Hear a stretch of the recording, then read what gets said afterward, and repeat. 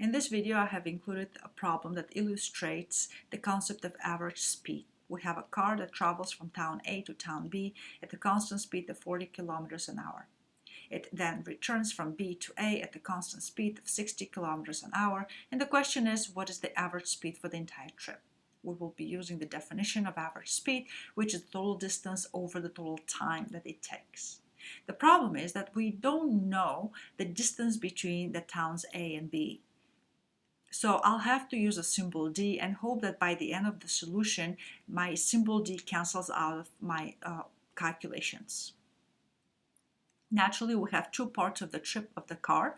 The stage one is the trip from A to B, moving at an average speed of 40 kilometers an hour. Here I mark it as V1. Has to be equal to the distance between the towns A and B, D in this case, divided by the time it took, T1. So I can see that the time for the car to clear the distance from A to B has to be equal to the distance D divided by the average speed V1 for that part of the trip. On the way back, or stage 2, the average speed was 60 kilometers an hour, or V2, has to be again equal to the total distance for that part divided by the time. So the time for the return from B to A, we see that it's going to be equal to the distance between the two towns divided by the average speed, V2 in this case.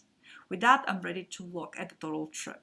So for the total trip, the average speed will be the total distance over the total time, or in other words, the sum of the two times for the first part and the second part of the trip.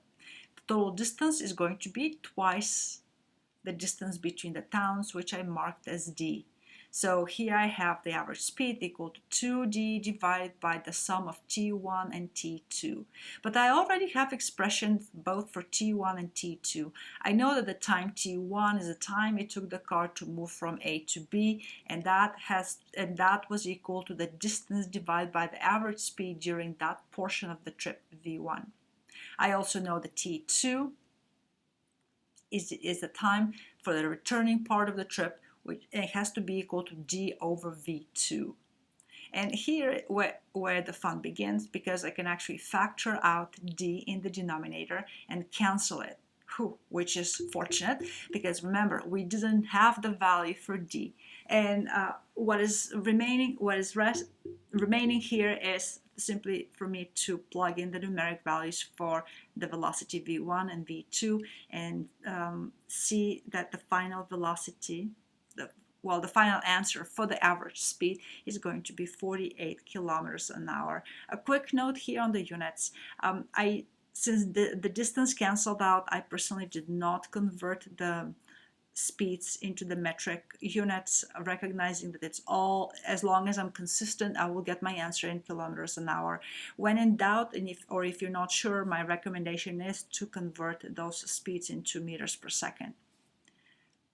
Also, I wanted to bring to your attention that frequently when I give this problem to my students in class, a lot of students are tempted to say that the average speed is equal to V1 plus V2 divided by 2. Unfortunately, that will give you the wrong answer here.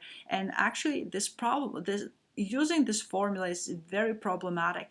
Not so much that it's absolutely wrong, but what makes it even worse is that sometimes there's situations in which it can be applicable and can give you the correct answer, and there's situations where it's totally wrong. So until the day when you start recognizing whether it's applicable or not, my advice will be never to use that expression and to stick with the basic definition of average speed, which is the distance over time.